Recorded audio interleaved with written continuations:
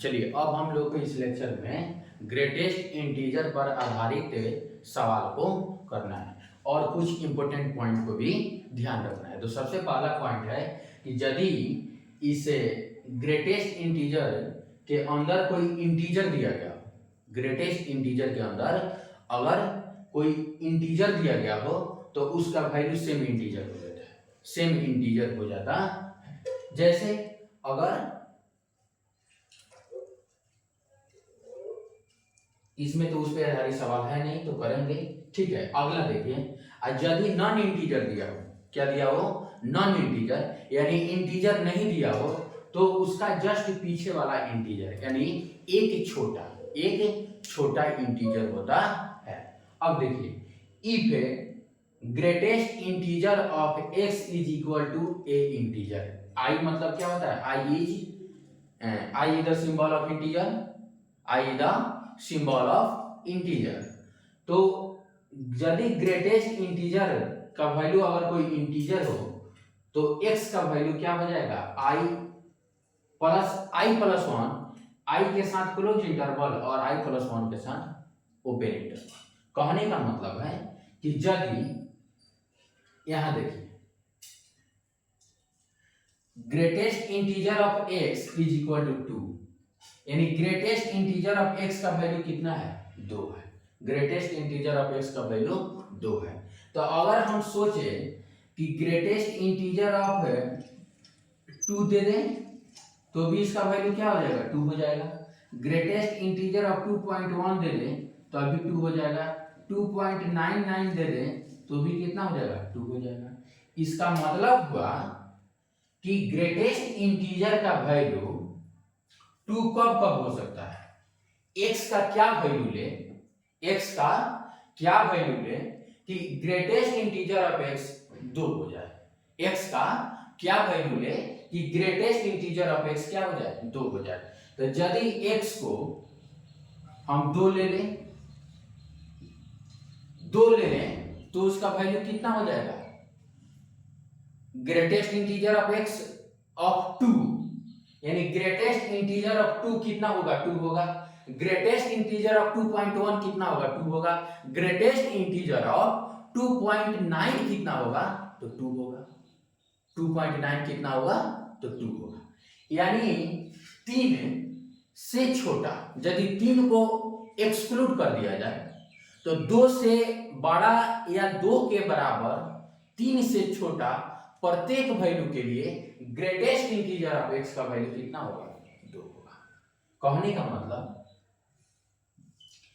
x का value यदि 2 ले लिया जाए, 2 से बड़ा ले लिया जाए लेकिन 3 से छोटा रखा जाए तो उसके ग्रेटेस्ट इंटीजर का वैल्यू कितना होगा, 2। कितना होगा, 2। 4 है तो 4 है तो अगर 4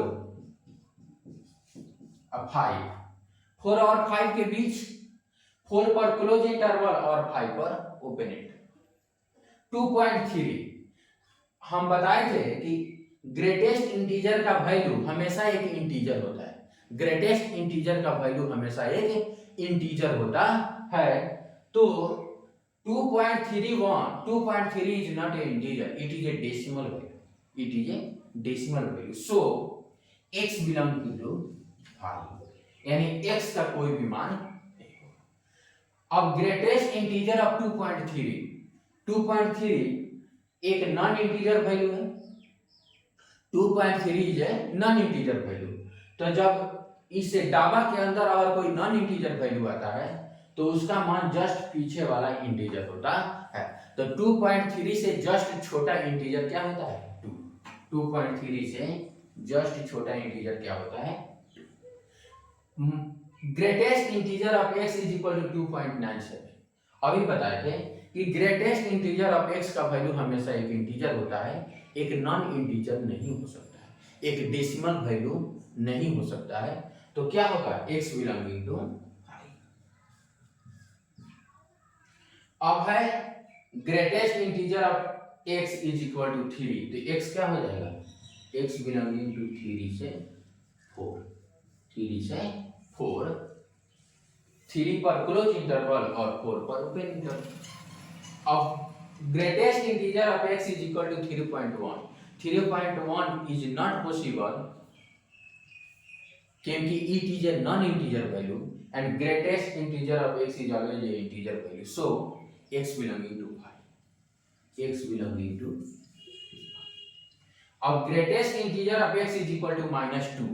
-2 हो जाए तो greatest integer of x -2 कब होगा? जब -2 होगा तभी भी -2 होगा, -1.2 होगा तो उससे जस्ट छोटा, उससे जस्ट एक कम इंटीजर वैल्यू क्या होगा? -2 होगा। तो इसका मतलब होगा कि x बिलोंगिंग टू -2 से -1, -2 से -1, -1 पर ओपन इंटरवल और -2 पर क्लोज इंटरवल। x का वैल्यू 0 कब होगा? 0 कब होगा? जब x का मान यानी ग्रेटेस्ट इंटीजर ऑफ x का वैल्यू 0 तभी हो सकता है जब x क्या हो? 0 हो और 1 से छोटा और 0 से बड़ा, 1 से छोटा और 0 से बड़ा।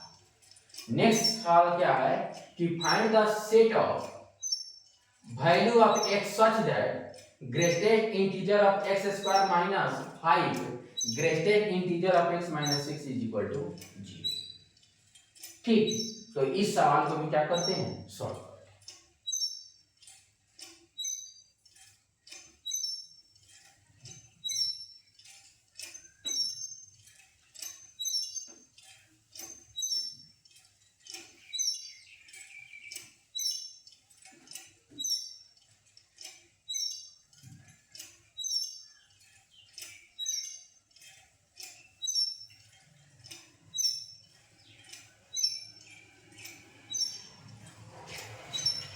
चलिए, सवाल क्या था कि find the set of value of x such that greatest integer of x का square minus 5 into greatest integer of x minus 6 is equal to 0। इस सवाल को क्या करते हैं? ठीक, तो ग्रेटेस्ट इंटीजर ऑफ x को हम क्या मान लेते हैं? t मान लेते हैं। क्या मान लेते हैं? t मान लेते हैं। तो क्या हो जाएगा? t square minus 5t minus 6 is equal to 0। इसको लिख सकते हैं T square minus 2t minus 3t और नहीं, ये नहीं होगा इसका। ठीक है, एक बार देख लेते हैं, सवाल तो रॉन्ग नहीं है।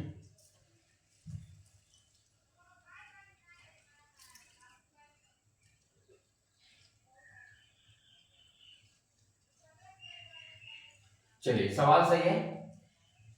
T square minus 5t minus 6 is equal to 0। तो क्या हो जाएगा? T square minus 6t plus t minus 6 is equal to 0। ठीक, अब देखिए t कॉमन लेंगे तो क्या हो जाएगा? t माइनस 6 और प्लस 1 कॉमन लेंगे तो कितना हो जाएगा? t minus 6 is equal to, तो t minus 6 into t plus 1 is equal to 0। इसलिए t इज इक्वल टू 6 और t is equal to minus 1। तो greatest integer of x is equal to 6 और greatest integer of x is equal to minus 1। तो यहां से आ गया x belonging to 6 to 7 और x belonging to कितना होगा? -1 से 0। -1 पर क्लोज इंटरवल और 0 पर ओपन इंटरवल। x का दो वैल्यू आया, x बिलोंगिंग टू 6 to 7, 6 पर क्लोज इंटरवल, 7 पर ओपन इंटरवल। x का एक और वैल्यू आया -1 से 0, -1 पर क्लोज इंटरवल और 0 पर ओपन इंटरवल। और दोनों को हमको क्या करना है? यूनियन लेना है। तो क्या हो जाएगा? इसलिए x बिलोंगिंग टू -1 से 0 यूनियन 6 से 7। तो हमारा फुल एंड फाइनल आंसर क्या हो गया? x बिलोंगिंग टू -1 से 0 यूनियन 6 से 7। अगला सवाल है कि greatest integer of x is greater than और इक्वल टू 2, इसको भी अच्छे से समझना है।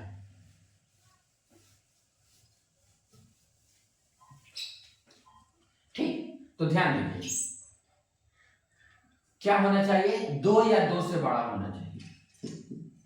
तो इसका मतलब 2 हो जाएगा, 3 हो जाएगा, जब भी होगा तो एक इंटीजर वैल्यू ही होगा, 4 हो जाएगा, 5 हो जाएगा, 6 हो जाएगा, कोई दिक्कत नहीं।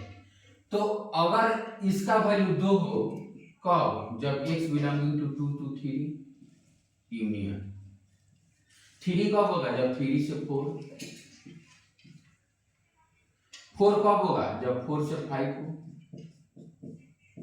कोई दिक्कत नहीं, इंफिनिटी तक। ग्रेटर देन 2 अपर लिमिट कोई है नहीं, तो 2 से इंफिनिटी मान लेंगे।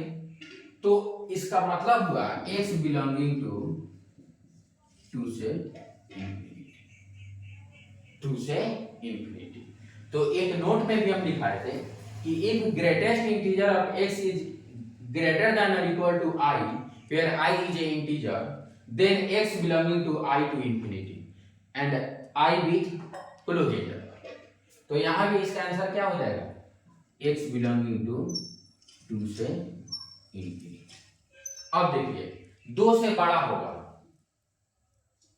ध्यान देंगे, इस सवाल को यहां सॉल्व करते हैं।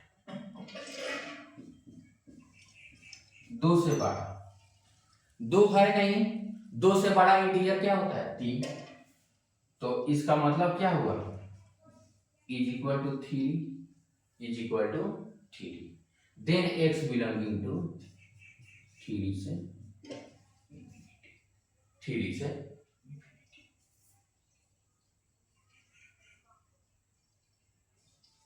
कोई दिक्कत नहीं, इसमें है कि 3 से बड़ा 3 के बराबर, सॉरी यहाँ x हो गया, ई वाला फाइंड x हो गया। इसमें क्या हो जाएगा, x बिलोंगिंग टू 3 से इंफिनिटी। यहाँ 2 से बड़ा है, 2 से बड़ा क्या होगा, ये सेम सवाल हो गया, यहाँ 4 लिख देते हैं, 4 से बड़ा। तो 4 से बड़ा क्या, 5, यानी x belonging to 5 to infinity.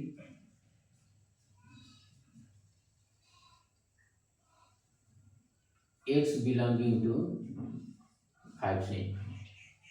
7.1 से बड़ा, 7.1 से बड़ा इंटीजर क्या होता है, 8।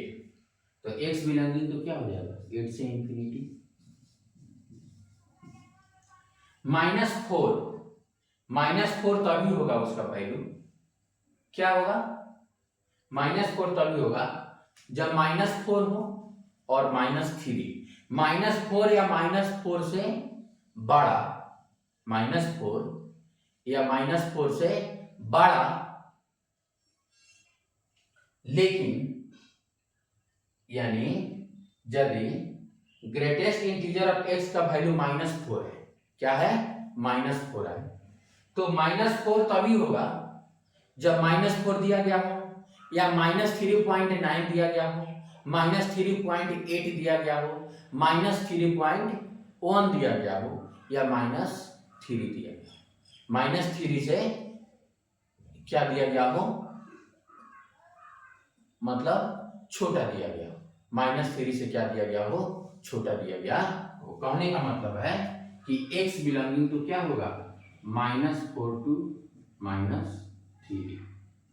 अगर -4 हो तो अभी उसका वैल्यू -4 हो जाएगा, -3.9 हो तो अभी उसका वैल्यू -4 हो जाएगा, -3.8 हो तो भी उसका वैल्यू कितना हो जाएगा, -4 हो जाएगा। पाई ग्रेटेस्ट इंटीजर ऑफ x का वैल्यू कितना हो गया, पाई, यानी 3.14। तो इसका वैल्यू हमेशा एक इंटीजर होता है, तो x बिलोंगिंग टू 5। अब देखिए ये 2 से बड़ा, -2 से बड़ा दिया गया है, कितना दिया गया है, -2 से बड़ा। तो -x बिलोंगिंग टू कितना हो जाएगा, -2 से इंफिनिटी, -2 से क्या हो जाएगा, इंफिनिटी। ठीक, यानी -2 कब हो जाएगा? -2 इसका वैल्यू तभी हो जाएगा जब क्या दिया गया हो,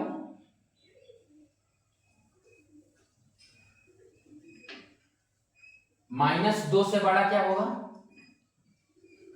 -2 से बड़ा क्या होगा?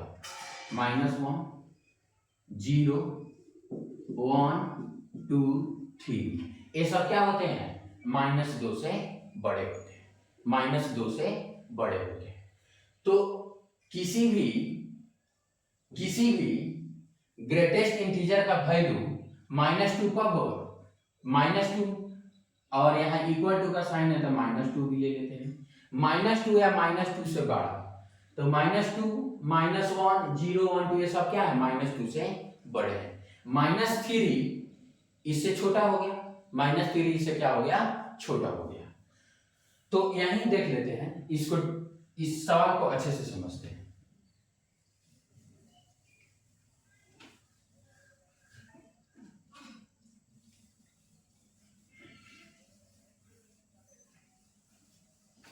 अक्सर स्टूडेंट को इन सब वैल्यू को निकालने में क्या होता है? दिक्कत होता है। तो ये सवाल है, अच्छा सवाल है, यानी ग्रेटेस्ट इंटीजर ऑफ एक्स का वैल्यू कितना है?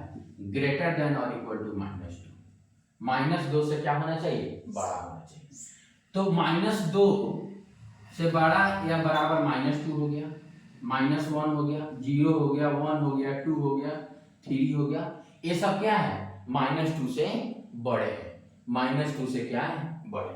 अब सोचिए -2 वैल्यू कब होगा? जब x बिलोंगिंग टू -2 से -1 हो, यूनियन। -1 से 0 हो तो -1 हो जाएगा, -1 से 0 हो तो -1 हो जाएगा। यूनियन अगर 0 से 1 हो, क्या हो? 0 से 1 हो,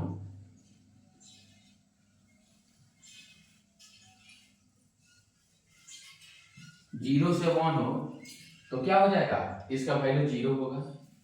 यदि 1 से 2 हो तो इसका वैल्यू क्या होगा? 1 होगा। यदि 2 से 3 हो तो इसका वैल्यू कितना हो जाएगा? 2 होगा। इसका मतलब कि इस सवाल के लिए जो आंसर होगा x बिलोंगिंग टू कितना होगा? -2 से इंफिनिटी, -2 से इंफिनिटी। इसका मतलब x बिलोंगिंग टू -2 से इंफिनिटी, -2 से इंफिनिटी। तो बहुत सारे सवाल किए, सवालों को करने से ही कंसेप्ट क्या होता है? बिल्डअप होता है। और मैथमेटिक्स जो क्या है? प्रैक्टिस का गेम है। जितना सवाल करेंगे उतना ही कंसेप्ट क्लियर होगा। तो जितना ही सवाल करेंगे उतना ही कंसेप्ट क्लियर होगा। तो कंसेप्ट क्लियर करने के लिए सवालों से क्या है? खेलना जरूरी है। So thank you all for watching this video.